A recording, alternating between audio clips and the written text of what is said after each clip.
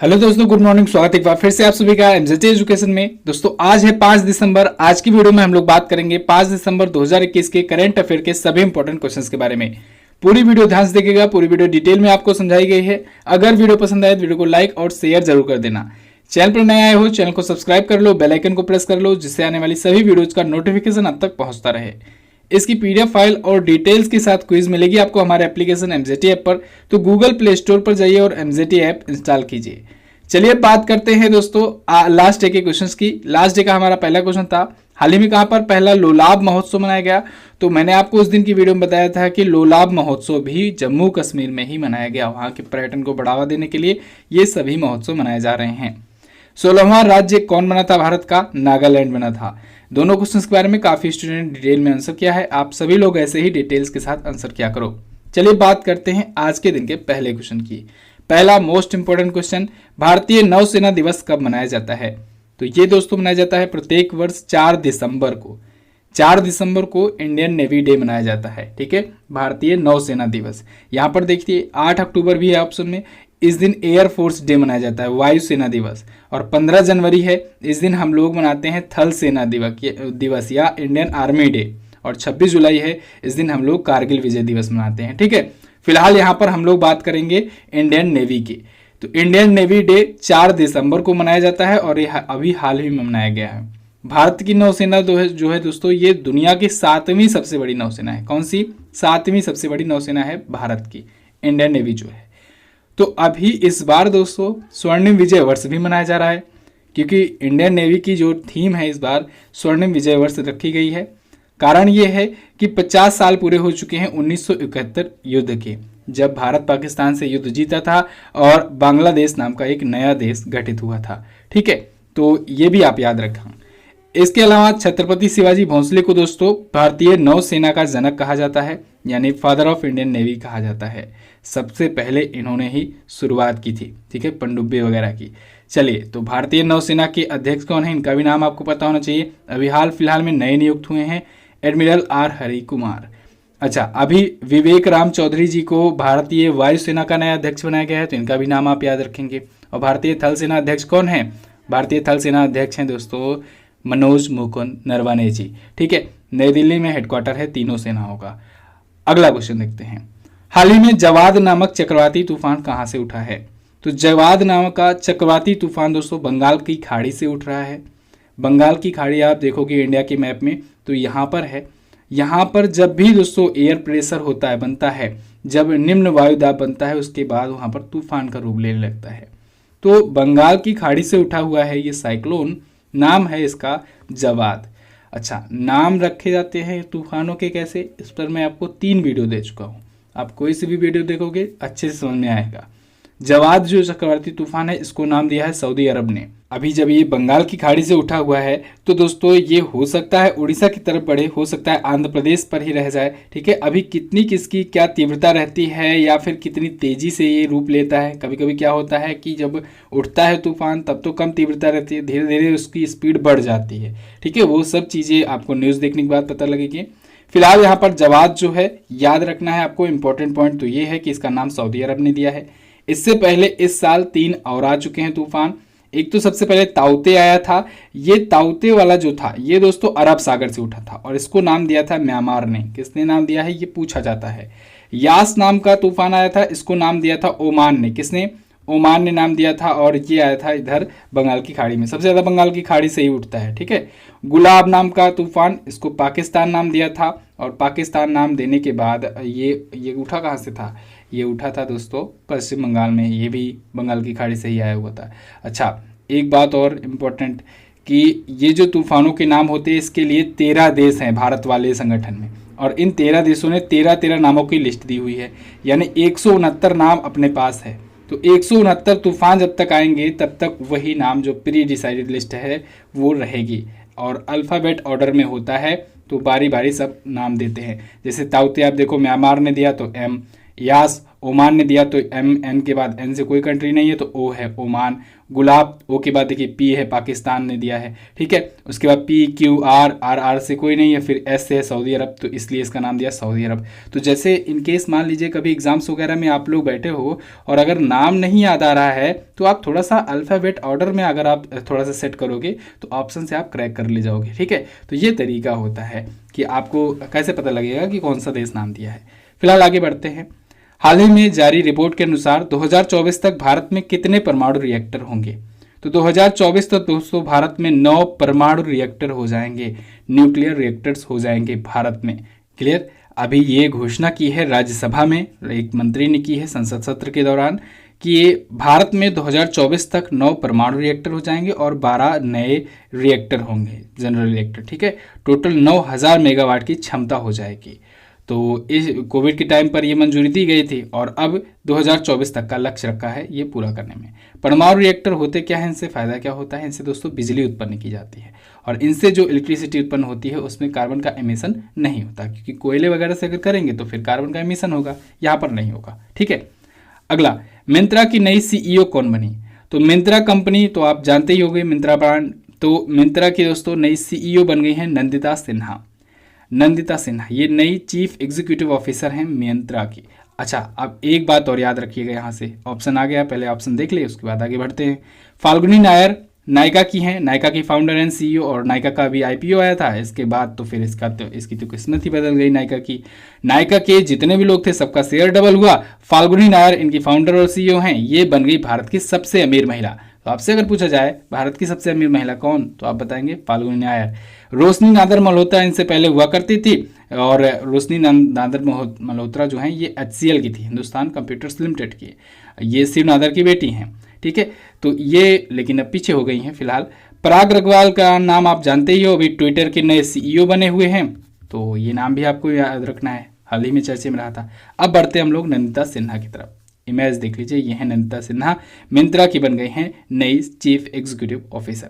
मिंत्रा को दोस्तों फ्लिपकार्ट ने खरीद लिया था, आपको बताया था ये क्वेश्चन मैंने। तो फ्लिपकार्ट हो गई इसकी पेरेंट कंपनी।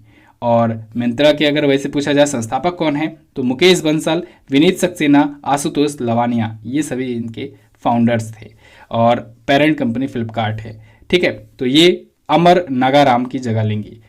अगला है, एडीबी ने भारत में स्कूली शिक्षा की गुणवत्ता में सुधार के लिए कितनी धनराशि को मंजूरी दी? तो दोस्तों एशियन डेवलपमेंट बैंक ने अभी हाल ही में $500 मिलियन की मंजूरी दी है इंडिया में स्कूली शिक्षा की गुणवत्ता में सुधार के लिए। जो स्कूल एजुकेशन होता है, खास करके गवर्नमेंट स्कूल में जो एजुकेशन होता है उसकी क्वालिटी में और ज़्यादा सुधार के लिए यह मंजूरी दी गई है। तो इसमें कुछ राज्य भी चुने गए हैं, जैसे असम हुआ, गुजरात, झारखंड, तमिलनाडु, उत्तराखंड, इन सबसे लगभग 1800 ऐसे गवर्नमेंट स्कूल चुने गए हैं जहां के एजुकेशन को और ज़्यादा इम्प्रूव किया जाएगा। एक ऐसे प्रकार से बनाया जाएगा कि एक मॉडल बन जाए जिसको लोग फॉलो कर सकें, बाकी के जो स्कूल हैं फॉलो कर सकें, ठीक है। जैसे दिल्ली में देखिए, दिल्ली का सरकारी स्कूल एक नया मॉडल बना हुआ है जिसको दुनिया भर के बड़ी बड़ी संस्थाओं ने भी सराहा हुआ है। तो ऐसे ही यहाँ पर भी इन राज्यों के भी जो सरकारी स्कूल हैं उनको भी अनुकरणीय स्कूलों में तब्दील किया जाएगा। एक समझ लीजिए बहुत ही अच्छे तरीके में किया जाएगा। तो $500 मिलियन मिल रहा है एडीबी से, इसको आपको याद रखना है। एडीबी ने अभी कोविड के लिए भी दिया हुआ था कुछ दिन पहले ही, ठीक है। एडीबी यानी एशियन डेवलपमेंट बैंक होती है।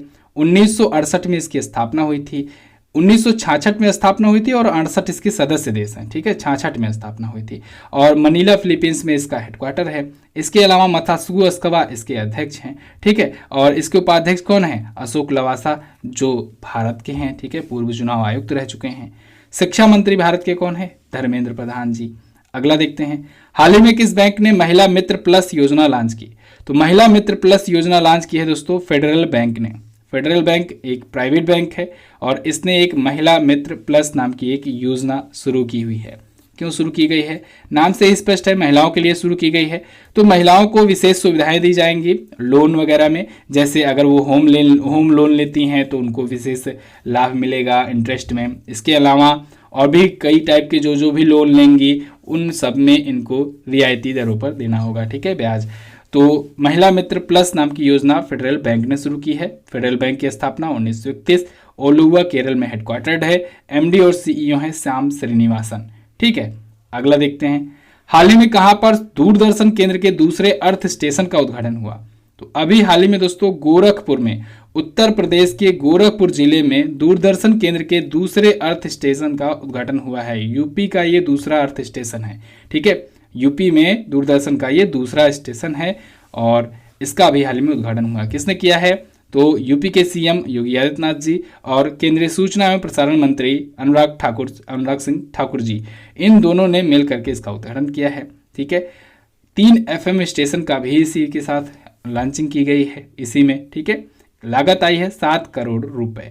दूरदर्शन दोस्तों, आपको उस दिन मैंने आपको समझाया हुआ था कि भारत में AIR है एक, ऑल इंडिया रेडियो, और एक है दूरदर्शन या DD जिसे कहते हो आप। ठीक है, DD। तो AIR और DD ये दोनों ही जो हैं ये प्रसार भारती के तहत आते हैं। ठीक है, प्रसार भारती कंपनी का नाम है।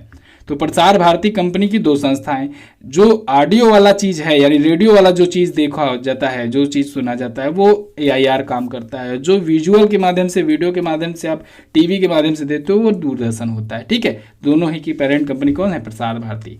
अगला देखें, अगला है, अच्छा ई बुक से याद आया, यहाँ पर पिछले 10 महीनों का ई बुक तो ब्रह्मास्त्र की आई ही थी, अभी कल नवंबर मंथ की भी ई बुक आ गई है, तो उसको भी आप ले लेना। इस बार और एडवांस बनाया गया है। इस बार क्या किया गया है कि क्वेश्चंस के सामने इमेजेस भी ऐड किए गए हैं, और इस बार तो थोड़ा कम ही इमेज ऐड किया गया है, लेकिन अगली बार मैं विश्वास दिलाता हूँ और ज़्यादा इमेज के साथ आपके सामने ई बुक पेश होगी।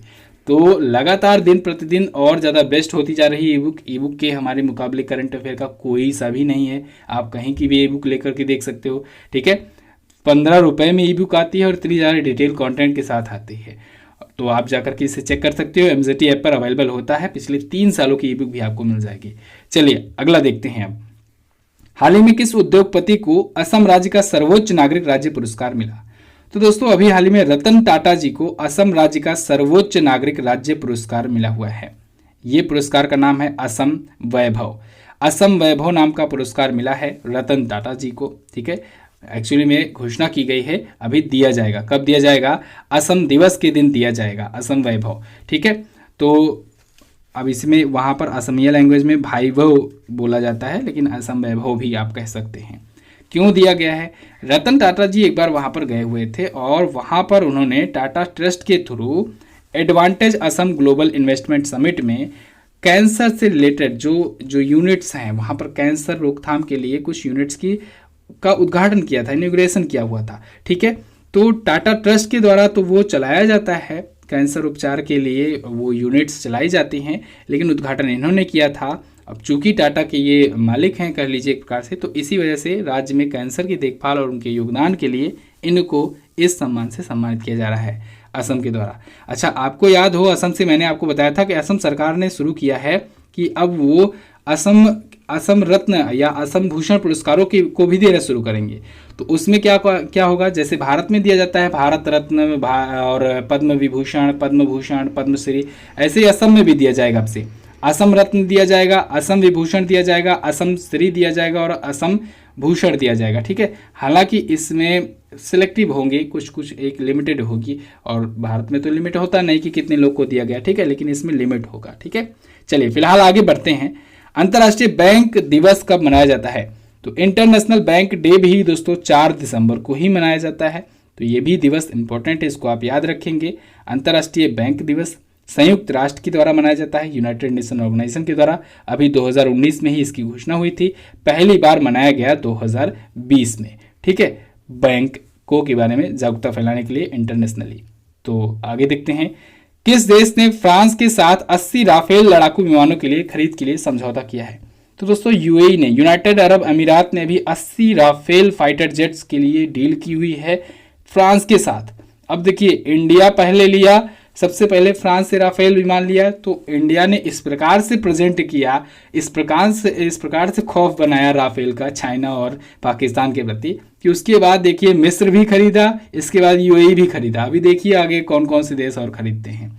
यहाँ पर अभी तक की सबसे बड़ी, ये कोई भी देश में सबसे बड़ी डील है ये। 80 कोई भी फाइटर प्लेन अभी तक नहीं खरीदा था एक साथ, लेकिन 80 फाइटर प्लेन की डील हुई है यूएई और फ्रांस के बीच में। तो आपको 3 चीज़ें याद रखनी है, 3 देशों के नाम, कि भारत ने 36 राफेल विमानों की डील की थी, मिस्र ने 30 राफेल विमानों की डील की हुई थी, ठीक है, और 80 राफेल विमानों की डील यूएई ने की। फ्रांस की डसाल्ट एविएशन कंपनी है, उसके द्वारा बनाया जाता है डसाल्ट एविएशन, ठीक है। ये यूएई वाला जो डील हुआ है ये 19 बिलियन डॉलर में है। भारत की 36,000 करोड़ में 36 राफेल विमानों की डील हुई थी, और कब हुई थी? 2016 में हुई थी, ठीक है। ये सारी चीजें आपको याद होनी चाहिए। अगला देखें, एक पारी में 10 विकेट लेने वाले तीसरे गेंदबाज कौन बने? तो दोस्तों एक पारी में सभी 10 विकेट लेने वाले तीसरे गेंदबाज बन गए हैं एजाज पटेल। एजाज पटेल नाम से तो आपको इंडियंस लग रहे हैं, लेकिन ये न्यूजीलैंड की तरफ से खेलते हैं और इंडियंस का विकेट लिए हुए हैं। न्यूजीलैंड की ये खिलाड़ी हैं, बॉलर हैं, और इन्होंने भारतीय टीम के सभी 10 विकेट अकेले ही ले डाले। अभी टेस्ट मैच चल रहा है ना भारत और न्यूजीलैंड के बीच में, तो एजाज पटेल ने 10 विकेट ले लिए हैं। ये कीर्तिमान हासिल करने वाले ये दुनिया के तीसरे गेंदबाज बन गए हैं। सबसे पहले टिम लेकर ने लिया था 10 में 10 विकेट, और इसके बाद अनिल कुंबले, ये भारत के पूर्व कप्तान रह चुके हैं, भारत के पूर्व मुख्य कोच भी रह चुके हैं, इन्होंने लिया था 10 में 10 विकेट, ठीक है। एक पारी के सभी 10 विकेट ले लिए थे। तो यहाँ पर एजाज पटेल के बारे में बात करें तो 119 रन देकर के 10 विकेट इन्होंने लिए हुए हैं भारत के खिलाफ टेस्ट खेलते हुए न्यूजीलैंड की तरफ से। क्लियर? चलिए, तो बस दोस्तों ये तो थे हमारे आज के दिन के टॉप 11 करंट अफेयर के क्वेश्चंस। आई होप आपको वीडियो समझ में आई होगी। शॉर्टकट तरीके में बहुत ही अच्छी तरीके से आपको ज़्यादा से ज़्यादा इन्फॉर्मेशन मिली होगी कम समय में। तो वीडियो अगर पसंद आई है तो प्लीज़ वीडियो को लाइक करें, शेयर करें अपने दोस्तों के साथ, और हाँ, कोई भी अगर कमी है, कोई भी और सुधार चाहते हैं तो आप कमेंट करके भी हमें जरूर बताया करें। इसकी पीडीएफ और क्विज मिलेगी आपको हमारे एप्लीकेशन पर। MZT ऐप पर जाइए और पीडीएफ और क्विज प्राप्त कीजिए। क्वेश्चन ऑफ द डे में जाते जाते आंसर करते जाइए। 2021 का BBC sport life time achievement award किसे मिला है? अगला, अंबुजा सीमेंट के संस्थापक कौन है? दोनों क्वेश्चंस के बारे में आप जानते हो, डिटेल में आंसर करना। मिलते हैं दोस्तों अगले दिन की वीडियो में, तब तक के लिए नमस्कार, जय हिंद, वंदे मातरम।